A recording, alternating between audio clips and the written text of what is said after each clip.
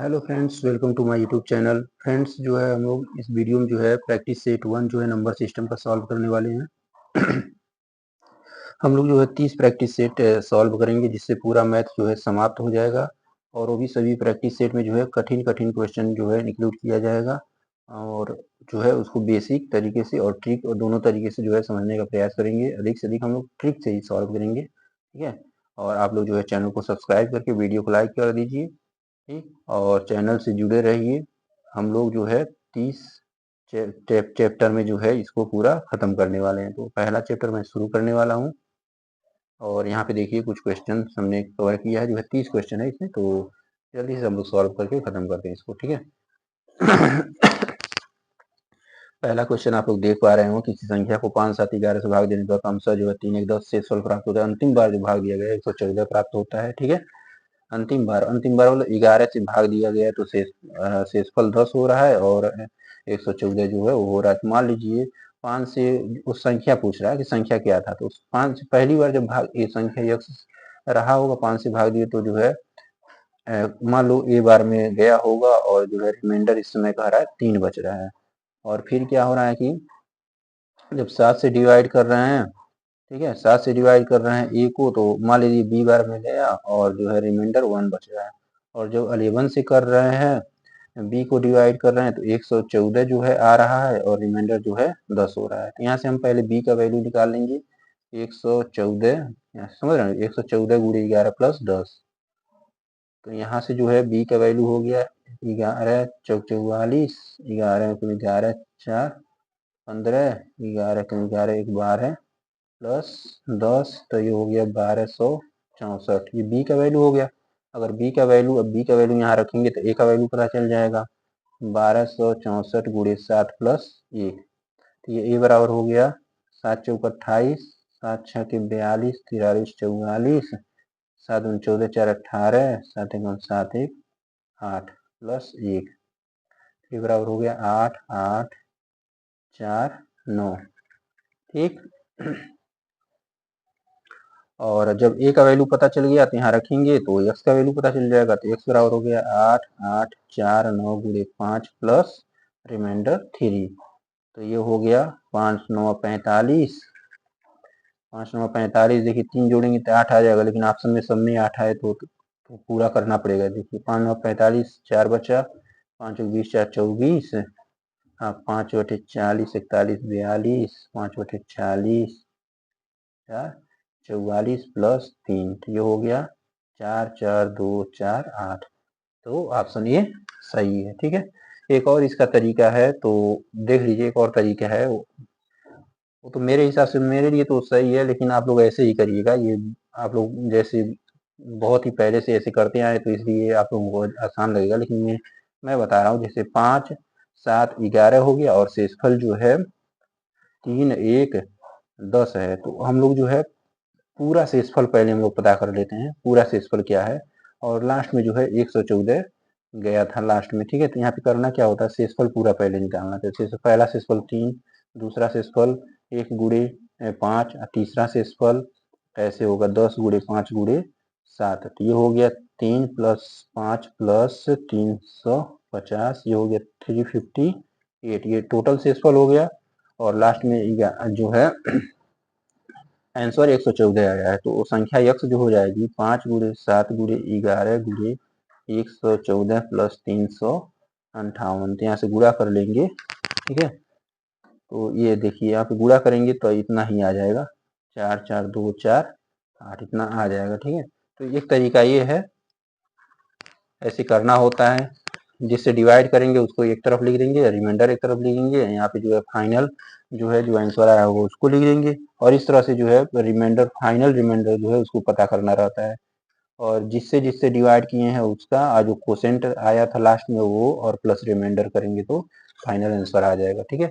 तो ये तो था, ये तो हमारा ट्रिक है, जो है ऐसे करना होता है। और ये बेसिक तरीका है, लेकिन बेसिक तरीका है मेरे हिसाब से यहाँ पे आसान है, तो आप बेसिक तरीके से करेंगे, ठीक है। और अभी नेक्स्ट क्वेश्चन देखिए, कह रहा है 43 पे 45 प्लस 5 को जो 44 से डिवाइड किया जाए तो शेषफल क्या होगा। देखिए 43 45 और 5 को जो है हम लिख सकते हैं 145 प्लस 4 अलग कर देंगे और इसको जो है 44 से डिवाइड करना है। ये देखिए जब जब पावर जो होता है सेम सेम रहता है तो बेस का सम जो है उसको डिवाइड कर देता है यदि पावर ऑड है। ठीक है, इसका मतलब ये हुआ 43 एक 44, 43 एक 44 हुआ तो ये टोटल जो है 44 से कट जाएगा तो शेषफल क्या बचा 4। ये नहीं आया। ठीक है, मतलब यहाँ पे ये है ए पे ऑड रहे अब प्लस बी पे भी ऑड रहे तो ये पूरी संख्या जो है ए प्लस बी से डिवाइड हो जाएगी और रिमाइंडर जो है 0 बचेगा। रिमाइंडर उसमें 0 बचेगा क्योंकि यहाँ पे 4 एक्स्ट्रा है, रिमाइंडर 4 बचेगा। ठीक, आप लोगों को जो है पसंद आ रहा है वीडियो, ठीक है, तो जो है आप वीडियो को तुरंत लाइक जरूर कर दीजिए, बिल्कुल ईमानदारी से भाई वीडियो को लाइक कर दीजिए, चैनल को सब्सक्राइब जरूर कर दीजिए, मुझे भी सपोर्ट कीजिए। ठीक है, और यहाँ पे देखिए प्रथम 25 विषम संख्याओं के वर्गों का योगफल ज्ञात कीजिए।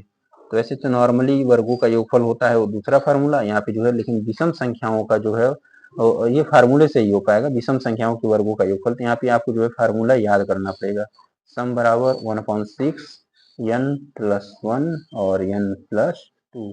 ये देखिए हो गया ना 25, 26, 27। देखिए 3 2 जा 6, 3 9 जा 27 एंड 2 से 13 बार में और ये गुणा कर लेंगे तो यूनिट डिजिट देखिए इसमें भी मैच 2 ठी है, इसमें भी तो यूनिट डिजिट लगा नहीं पाएंगे। 13 9 ये 117 और 25 गुणा कर लेंगे। 5 7 35, 5 1 3 8, 5 1 5, 2 7 14, 2 3 2 3, 2 3 2, 5 8 4 12, 5 3 8 9। ठीक, 29 25 ये ऑप्शन बी सही है। ठीक है, आप लोगों से मैं बार बार कह रहा हूँ आप लोग जो है पसंद आ रहा है, ठीक है, तरीका तो जो है आप लोग सॉल्व करते रहिए मेरे साथ में और चैनल को सब्सक्राइब करके वीडियो को लाइक जरूर कर दीजिए। और ये देखिए क्वेश्चन नंबर, नेक्स्ट क्वेश्चन अभी देख लेते हैं हम लोग। फैक्टोरियल वाला है, कह रहा है ये फैक्टोरियल में कुछ नंबर जो है 100 तक है, 100 तक के फैक्टोरियल हैं, उन सबको जोड़ा जाए तो वंस प्लेस पे जो है क्या आएगा। ठीक है, यूनिट डिजिट क्या आएगा। तो यहाँ पे देखिए 1 का मान 1 हो जाएगा, फैक्टोरियल 2 का मान 2 हो जाएगा, फैक्टोरियल 3 का मान 3 हो जाएगा। ऐसे अगला नंबर 4 होगा तो उसका होगा 24 हो जाएगा और अगला नंबर 5 हो जाएगा तो उसको जो करेंगे तो 120 हो जाएगा और ऐसे ही होता रहेगा। तो यहाँ से ध्यान दीजिए कि इसके बाद का जो भी आएगा ना उसका यूनिट डिजिट जो होगा वो 0 ही होगा।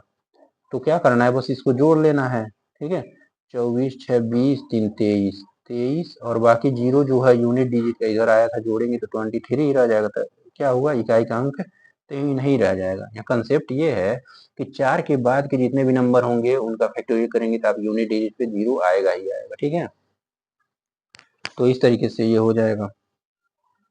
और नेक्स्ट क्वेश्चन, 4 की घात 7 माइनस 4 को किसका गुणज नहीं है। ठीक है, किसका गुणज नहीं है, यहाँ ऑप्शन नहीं दिया हुआ है, शायद मैंने लिखना भूल गया है तो यहाँ पे पता कर लेते हैं। जैसे देखिए ऑप्शन भी लिख देता हूँ, ए बराबर 2 और बी ये 4 हो गया, सी 7 हो गया, डी 8 हो गया, ऑप्शन लिख देना है। ठीक है, तो इसमें किसका गुणज नहीं है, ये तो साफ साफ दिख रहा है कि 4 से भी 2 से भी कटेगा, 4 से भी कटेगा और 8 और 7 में जो है कंफ्यूजन है। तो यहाँ पे थोड़ा सा जो है इसको हम लोग सॉल्व कर देते हैं। 4 कॉमन ले लेंगे, 4 के बातें 6 है तो इसको जो है क्यूब का स्क्वायर माइनस जो है 1 का स्क्वायर ऐसे लिख सकते हैं। ये हो जाएगा 4 का क्यूब माइनस 1 और ये 4 का क्यूब प्लस 1, तो 64 माइनस 1 63 हो गया, 4 63 है और 65। यहाँ देख लीजिए जो है 8 से ये कटेगा ही नहीं, कोई नहीं कट रहा है ना, तो ये जो है 8 का गुणज नहीं है। ठीक है, तो इस प्रकार का क्वेश्चन यहाँ भी आएगा आपको जो है उसको ऐसे जो है इसका जो है फैक्टर कर लेना है। फैक्टर करेंगे तो पता चल जाएगा किससे डिविजिबल है किससे नहीं डिविजिबल है। और अगला क्वेश्चन है 24 के सभी गुणनखंडों का योग ज्ञात कीजिए। 24 के सभी गुणनखंडों का योग ज्ञात कीजिए, तो आपको जो है 24 का जो है फैक्टर कर लेना है। ठीक है, ये हो गया तो 24 का आ गया 2 का क्यूब गुणे 3, ये आया। तो अब जब इसका सम निकालेंगे तो नियम होता है 0 से लेके 3 तक जाना है। ठीक, इस तरह से ऐसे 3 के लिए भी ये हो गया।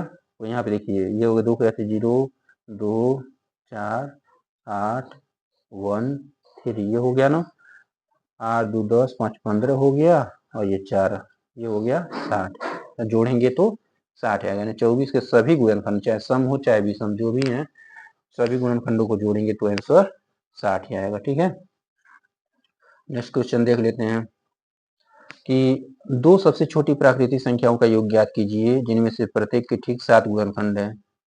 तो आप लोग खुद इस क्वेश्चन को पढ़िए और बताइए कि क्या आपके दिमाग में क्या चल रहा है, कुछ समझ में आ रहा है।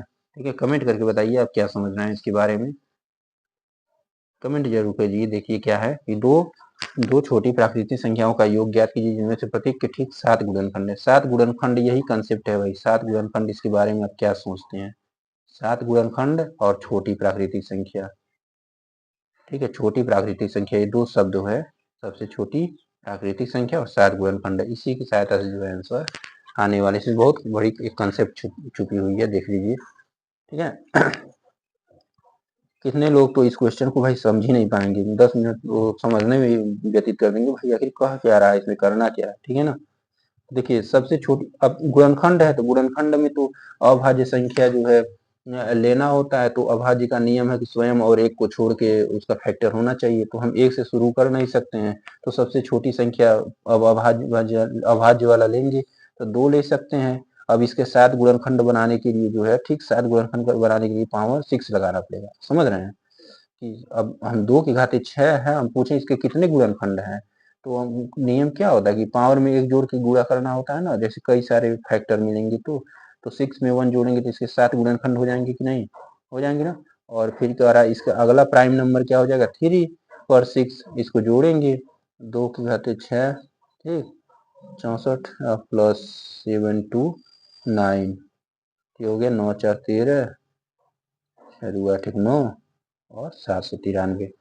ठीक है, देखिए ये हो गया अभाज्य संख्या और इसके भी 7 गुणनखंड, इसके भी 7 गुणनखंड है, तो प्रत्येक के 7 गुणनखंड हो जा रहा है ना, और उनका जोड़ेंगे तो 793, तो ये आंसर हो गया। ठीक है, मजा आ रहा है कि नहीं भाई, एकदम ईमानदारी से भाई वीडियो को जो है लाइक करो धड़ाक से एकदम। ठीक, वीडियो को लाइक करो, चैनल को सब्सक्राइब करो, सपोर्ट करो भाई, मैं बार बार कह रहा हूँ एक ही बात को।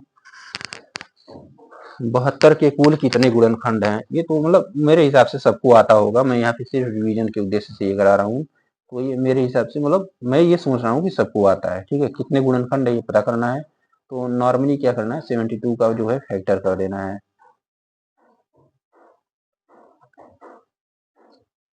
तो ये आ गया 2 का क्यूब और 3 का स्क्वायर। तो गुणनखंड पता करने के लिए जो है इसमें पावर्स में 1 जोड़ के जो है हम मल्टीप्लाई कर देते हैं,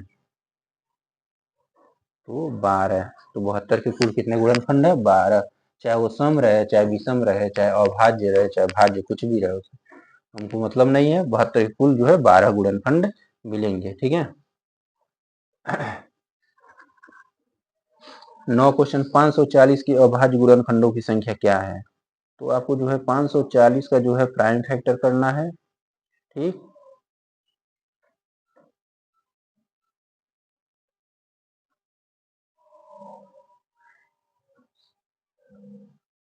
और यहाँ ध्यान रहे अभाज्य गुणनखंड बताना है, इसमें 72 में हमने भाज्य और अभाज्य सम विषम सब बता दिया है, इसमें केवल अभाज्य वाला बताना है।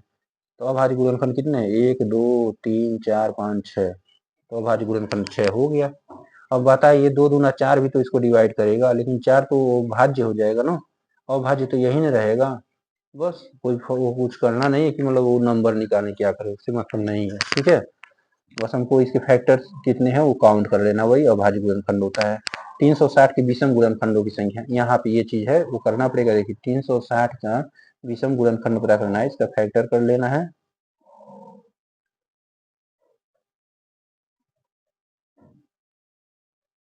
ठीक, तो ये आ रहा है 360 का 2 का क्यूब 3 का स्क्वायर 5 का 1।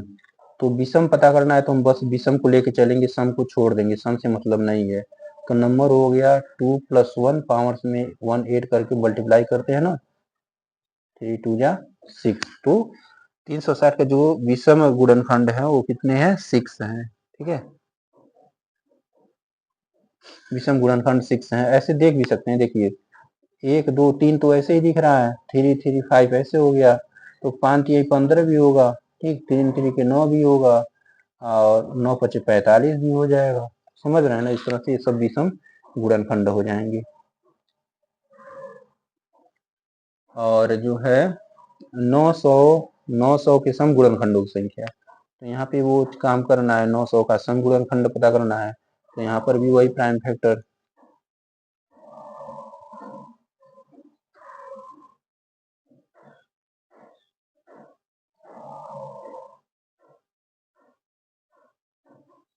ये हो गया, तो 900 को हमने लिख दिया 2 का स्क्वायर गुणे 3 का स्क्वायर गुणे 5 का स्क्वायर। तो सम गुणनखंड निकालना है, तो विषम वाले में जो है, विषम वाले में केवल जोड़ेंगे, सम को छोड़ देंगे, ठीक है। 2 + 1 यहाँ 5 का, देखिए ये 3 का है, यहाँ 5 का लिखेंगे, 2 + 1, और यहाँ पे केवल इसका पावर बस लिखेंगे, इसमें जोड़ेंगे नहीं, ठीक है ना। 3 गुणे 3 गुणे 2 18, तो सम गुणनखंडों की संख्या हो जाएगी 18। यहाँ पे ध्यान रहे, ये फार्मूला आपको याद रखना है सम गुणनखंड पता करने के लिए। विषम वाले में तो एक एक जोड़ देंगे, लेकिन सम वाले को बस वैसे उतार देंगे, उसमें नहीं एक जोड़ेंगे, और गुणा करेंगे तो सम गुणनखंडों की पता चल जाएगी। लेकिन विषम गुणनखंड कहेगा तो सम वाले को सीधे छोड़ ही देना है, समझ गए ना। ठीक, मजा आ रहा है ना भाई, ईमानदारी से, ईमानदारी से एकदम भाई, ईमानदारी से कर रहे हैं एकदम, यहाँ लीजिए एकदम ईमानदारी से। अब बताइए मजा आ रहा है कि नहीं, तो आप चैनल को सब्सक्राइब करिए, करिए, चैनल को सब्सक्राइब करना पड़ेगा भाई, बहुत जो है, चैनल को सब्सक्राइब करिए जरूर, तभी जो है हो पाएगा भाई आपका जो है मैथ पूरा एकदम। 30 दिन में जो है पूरा मैथ खत्म ही करा देंगे, प्रत्येक चैप्टर से 30-30 क्वेश्चन कराएंगे, वो भी एकदम सिलेक्टेड क्वेश्चन। ये नहीं कि सिर्फ जो है अपना व्यूज पाने के लिए बस आसान आसान का क्वेश्चन करके छोड़ दें, ऐसा कुछ नहीं है, ठीक है। हम ऐसे ऐसे क्वेश्चन लेंगे कि आपका अच्छे से रिवीजन हो जाए, ठीक है। तो यहाँ पे गुणनखंडों का योगफल ज्ञात कीजिए। अभी तो गुणनखंडों का योगफल पीछे कराए ही है, तो छोटा सा नंबर था, तो यहाँ पे एक बड़ा सा नंबर आ गया था। 240 गुणनखंडों का योगफल पता करना है। यहाँ पे देखिए,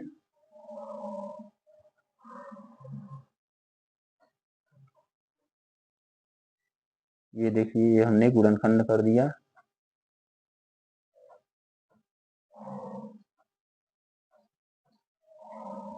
ये हो गया, तो इसका जो है आ रहा है 2 पर 3 पावर आ रहा है, और 3 पर जो है 4 पावर आ रहा है, और 5 पर जो है 1 पावर आ रहा है। तो इसका सम करने के लिए, ठीक है, हमने बोला है ये जो है ऐसे होना चाहिए, इसको 3 तक लेके जाएंगे, और ये देखिए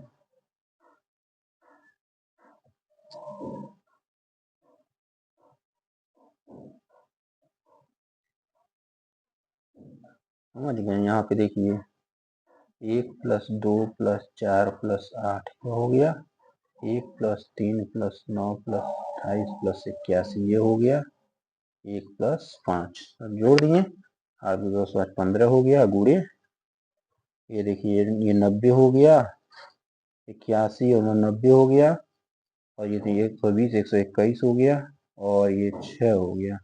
इसका पहले गुणा कर लेंगे, 90 × 121, ये कर लेते हैं, जीरो आ रहा है तो जीरो सब में दिया है यूनिट के लिए, तो गुणा पूरा करना पड़ेगा। 9 1 9 9 9 18 फिर 10, तो 10 890 ये वाला ऑप्शन सही है, ठीक। मुझे तो भाई बहुत मजा आ रहा है ये सब सॉल्व करने में, ठीक है। आप जो है देखिए, अगर ईमानदारी से तैयारी कर रहे हैं कंपटीशन की, तो आपको जो है ये सब करने में बहुत मजा आएगा, और आप समझ भी रहे होंगे कि ये चीज़ हमने जो है बहुत ही सिलेक्टेड क्वेश्चन दिया हुआ है, ठीक, बहुत ही सिलेक्टेड क्वेश्चन है। तो इस तरह क्वेश्चन को ऐसे आपको रिवीजन करना बहुत ही जरूरी है, एग्जाम से पहले जान लीजिए, ठीक। तो ये चीज़ है, यहाँ पे देखिए ABC 19/37 है, तो ABC का जो है सम क्या होगा बताइए। तो हम क्या कर देते हैं, देखिए ABC/999 और 19/37 ऐसे लिख सकते हैं, और ये 37 से इसको काट देंगे, तो देखना भाग देना पड़ेगा। ABC 37 से डिवाइड करेंगे, 999 दो बार में 2 सते 14, 9 में से 4 गया 5, 9 4 गया 2, 9 कहाँ गया जी, हाँ 7 बार में जाएगा, 7 से 49, 7 से 21, 4 25, 27 बार में, ये 27 बार में कट गया तो 19 और 27 ही गुणा कर लेंगे तो 133, 133, 13 बच गया, 19 दूना 38, 8 3 11, 4 41, 4 3, अब इसको जोड़ देना है सबको, सारा ABC का सम बताइए। देखिए ABC का ये वैल्यू है 4 3 7 1 8 है, आ रहा है, सबको जोड़ेंगे तो ठीक है, सब जोड़ेंगे तो ये 8 है आ गया, तो ये ऑप्शन 1 सही है, ठीक है ना। और यहाँ पे देखिए ये मजेदार क्वेश्चन है, यहाँ पे देखिए 56/99 लिख सकते हैं, 43/99 लिख सकते हैं, 89/99 लिख सकते हैं, तो सब जोड़ दिए। देखिए 6 3 9 9 18, 8 4 12 15 17 18/99। देखिए ये जो है एक बार में हो जाएगा, क्योंकि दो बार में जो है ज्यादा हो जाएगा, 198 हो जाएगा, तो एक ही बार में सॉल्व कर देते हैं। और ये 18 में से 9 गया 9, 89/99 हो गया, तो इसको लिख सकते हैं 1.89 पर बार। तो ये जो है ऑप्शन सी सही है। ये समझ में आ रहा है कि नहीं प्रोसेस भाई, देख लीजिए। ठीक है, हमने क्या किया, सबको जोड़ दिया और इससे डिवाइड कर दिया, एक बार में डिवाइड होगा और बचा जो है उसको हमने लिख दिया। और आपको पता है नीचे 99 है तो दोनों संख्याओं की बार लगाना पड़ेगा, इस तरीके से आंसर हो गया। ठीक है, नेक्स्ट क्वेश्चन चलते हैं। अभी आप लोग कमेंट जरूर कर दीजिए भाई कि आपको कैसा लग रहा है। और जो है नेक्स्ट जो है अगले चैप्टर का भी है लेके आने वाला हूँ 30 क्वेश्चन, प्रत्येक चैप्टर से मैं जो है डेली कराऊंगा 30 क्वेश्चन।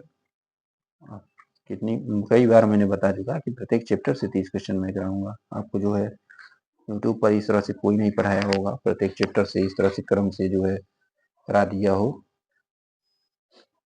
तो यहाँ पे आपको जो है अच्छे से सुविधा हो जाएगा। देखिए सबसे बड़ी 3 अंकों वाली संख्या ज्ञात कीजिए, 3 4 5 6 से विभाजित हो और शेषफल इतना। देखिए शेषफल इतना इतना छोड़ दी, तो शेषफल अलग अलग छोड़ रहे थे, जो भी आंसर होगा उसमें से जो है शेषफल को घटाना पड़ेगा। देखिए जो है यहाँ 2 का अंतर है, सब में देखिए 2 2 का अंतर दिख रहा है ना, सब में 2 2 का अंतर है। अरे आप समझ नहीं जाए, देखिए 3 में से गया 2, यहाँ पर भी, यहाँ पे देखिए रिमाइंडर रिमाइंडर का अंतर समझ रहे हैं ना, यहाँ पे 4 और जो रिमाइंडर है उसमें 2 का अंतर है, 5 और 3 में 2 का अंतर है, 6 और 4 में 2 का अंतर है। तो सब जो है 3 4 5 6 का निकाल लेंगे तो ये हो जाएगा एलसीएम जो है। तो हमको निकालना है एलसीएम जो है 3 4 5 6 का एलसीएम हो गया 60। ठीक है, और 3 अंकों की सबसे बड़ी संख्या होनी चाहिए, तो 3 अंकों की सबसे बड़ी संख्या को 60 से डिवाइड करेंगे, 999, तो ये हो गया। ठीक, और फिर 6 बार में 39, तो 999 में से 39 जो है घटाना ही है, और उसमें से फिर से जो रिमाइंडर बच रहा था उसको भी घटाना है। तो ये हो गया 0 6 और ये हो गया 9 -2 9 58, तो ये वाला ऑप्शन सही है। देखिए यहाँ पे जो -2 हमने किया है, आप लोगों को समझिएगा, रिमाइंडर जो है सेम बच, यहाँ पे मतलब अलग अलग रिमाइंडर है लेकिन डिफरेंस सेम है ना। तो कितने लोग क्या करेंगे यार, 2 जोड़ के 962 के तुरंत ठीक करेंगे तो वो गलत हो जाएगा, समझ रहे हैं। यहाँ पे 2 जोड़ना नहीं है, 2 घटाना है। ऐसा कब करना है, जब ये रिमाइंडर अलग अलग प्रकार का रिमाइंडर रहे, तो यहाँ पे जो है घटाना है। और एक ही प्रकार का रिमाइंडर, सबका एक ही प्रकार का रिमाइंडर देता है, तब यहाँ पे जोड़ना रहता है। ठीक है, देखिए 5 और 7 का सबसे छोटा सर्वसम गुणक क्या है, तो 5 और 7 का गुणक 35 ही होगा सबसे छोटा, लेकिन उसको सम बनाने के लिए 2 से गुणा करना पड़ेगा। ठीक है, वह सबसे छोटी संख्या ज्ञात कीजिए, 15 20 45 से विभाजित करने पे जो है शेषफल इतना बचता है। तो 15 20 45 का एलसीएम देखिए, एलसीएम यहाँ पर भी देखिए जो है, यहाँ पे एक एक का डिफरेंस है ना, तो जो भी एलसीएम निकालना है, एलसीएम निकालने के बाद जो है ये तो नहीं कह रहा है कि 2 अंक 3 अंक 4 अंक 5 अंक कितने अंक का होना चाहिए, नहीं कह रहा है, बस हमको एलसीएम निकालना है। और यहाँ अलग अलग रिमाइंडर है, इसलिए डिफरेंस को जो है घटा देना है। तो एलसीएम हो गया जो है, एलसीएम आप निकालेंगे 15 20 45 का, तो आ गया 180। और इसमें से देख रहे हैं एक एक का डिफरेंस है, तो उस डिफरेंस को घटा देंगे तो 179 आंसर हो गया। देखिए यहाँ पे ये संख्या जो है 88 से डिवाइड हो जाएगा। तो 88 से कब डिवाइड हो जाएगा, जब इसका फैक्टर जो है हम देख रहे हैं 11 गुणे 8, 11 गुणे 8 से ये डिवाइड हो जाना चाहिए, 11 और 8 दोनों से डिवाइड होना चाहिए। तो 8 से डिवाइड होना चाहिए ये भी। तो कह रहा है सबसे छोटा अंक बताइए, y का सबसे छोटा मान होना चाहिए। क्वेश्चन कह रहा है y का सबसे छोटा मान होना चाहिए। तो यहाँ पे देखिए 0 रखेंगे और 8 से डिवाइड करेंगे, 8 छके 48 हो जाएगा और 2 बचेगा तो 22 कटेगा नहीं 8 से, तो 1 रखेंगे तो 8 छके 48, 3 8 चौक 32, तो y बराबर 1 हो गया। सबसे छोटा मान y का 1 हो गया। और यहाँ पे देखिए 11 से चेक करने के लिए इन सभी जो एक एक अंक जो है जंप करा के इसको जोड़ेंगे, तो ये हो गया 4x जुटेगा नहीं, तो 4 1 5 5 10 2 12 हो रहा है। ठीक, x प्लस 12 और ये देखिए 3 1 4 4 8 8 1 9, इसका डिफरेंस जो है वो या तो 0 होना चाहिए या तो 11 का मल्टीपल होना चाहिए। तो देखिए आप x बराबर कुछ भी रख देंगे तो वो जो है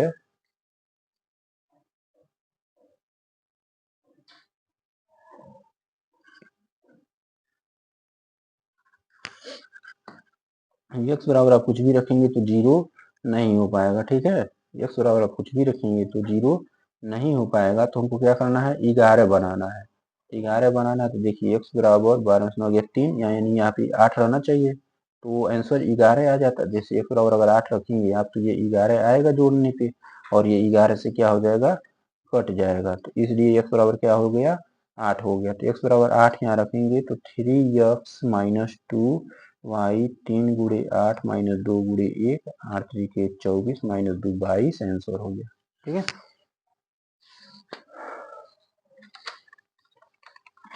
मुझे तो भाई मजा आ रहा है इसको हल कराने में। ठीक है, आप लोगों को अगर इंटरेस्ट आ रहा है पढ़ाई में जो है तभी आप कंपटीशन निकाल पाएंगे।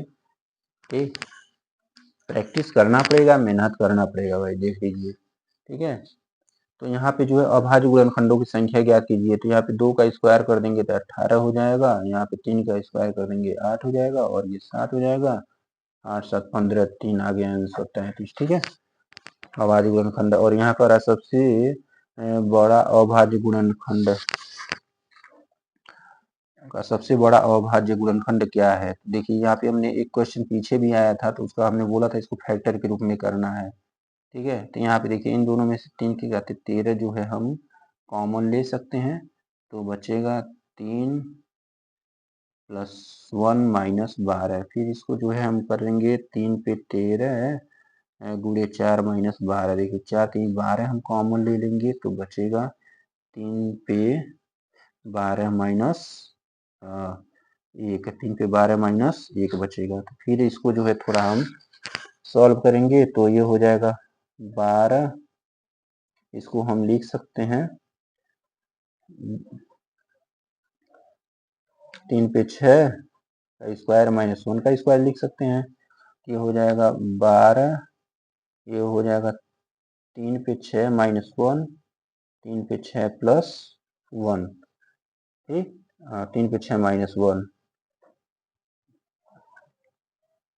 और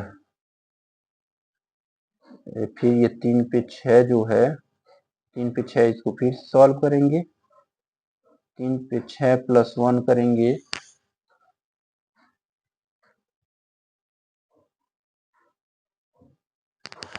अभी यहाँ पे क्या करते हैं इसको जो है 3 पे पावर 6 को भी हम लोग क्या करते हैं ऐसे फैक्टर कर देते हैं। 3 पे 6 को जो है क्यूब का स्क्वायर माइनस वाले के लिए करते हैं और स्क्वायर का क्यूब जो है प्लस वाले के लिए करते हैं। तो ए स्क्वायर माइनस बी स्क्वायर यहाँ फार्मूला बन गया, ए क्यूब प्लस बी क्यूब यहाँ फार्मूला बन गया। तो ए स्क्वायर माइनस बी स्क्वायर यहाँ करेंगे 3 का क्यूब माइनस यहाँ पे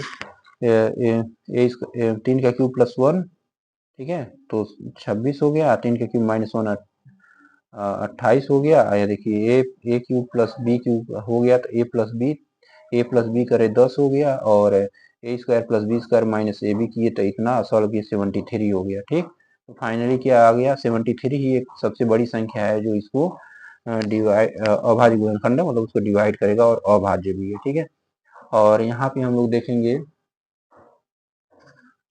3 के घाते 2n और 2 के घाते 2n इकाई का अंक क्या होगा यदि n एक पूर्ण संख्या। तो n पूर्ण संख्या मतलब जीरो 1 2 3 4 5 6 रख सकते हैं। तो जब जीरो रखेंगे, 3 पे जीरो रखेंगे या पावर जीरो रखेंगे तो 3 पे जो है 1 आ जाएगा और 2 पे 1 आ जाएगा, तो हल किए तो 5 आ गया ना। जैसे यहाँ जीरो रखे तो खत्म हो गया, 3 पे 1, यहाँ जीरो पे खत्म हो गया तो 5 ही ना आया, तो इकाई अंक क्या आ गया, 5 आ गया। यहाँ पे देखिए एक संख्या जिसे 627 से विभाजित करने पर शेषफल 43 है, 19 से विभाजित करेंगे शेषफल क्या होगा, तो 19 से इसको डिवाइड करेंगे तो 33 बार में देखिए कट जा रहा है, इसीलिए 19 से ये 43 भी कटेगा, तो 19 दूना 38 करेंगे, घटाएंगे तो 5 बच जाएगा। तो अब यहाँ पे देखिए 27 की पावर कुछ फैक्टोरियल में करके दिया हुआ है, कह रहा है इकाई का अंक क्या होगा। तो ये इकाई का अंक पता करने के लिए क्या है कि हम ये जान लीजिए कि पावर जो है फैक्टोरियल में है, तो इसको जो है फैक्टोरियल ब्रेक करेंगे तो कहीं ना कहीं ये 4 से कट ही जाएगा, 4 से कट जाएगा तो 27 की पावर जीरो बचेगा, जीरो को 4 लिखा जाता है, तो 27 को ऐसे 4 बार गुणा करेंगे तो 24 जीरो 1 आएगा, तो इकाई के अंक पे 1 आ गया। ये देखिए यहाँ पे कह रहा है इसमें जो है दहाई का अंक दहाई का अंक पता कीजिए, तो दहाई का अंक पता करने के लिए दहाई तक के अंकों का गुणा कर देते हैं, तो दहाई का अंक 6 आ गया। ठीक, आई होप कि आपको जो है वीडियो पसंद आ रहा होगा। आप लोग जो है तुरंत वीडियो को लाइक जरूर कर दीजिए भाई, उसमें कंजूसी बिल्कुल मत कीजिए, क्योंकि आपका उसमें कुछ खर्च होने वाला नहीं है, बल्कि मुझे और अच्छा लगेगा कि आपने जो है देखने वालों ने वीडियो को लाइक किया। ठीक है, और चैनल को सब्सक्राइब करके जुड़ जाइए। कल जो है हम लोग अगले चैप्टर से 30 क्वेश्चन सॉल्व करने वाले हैं।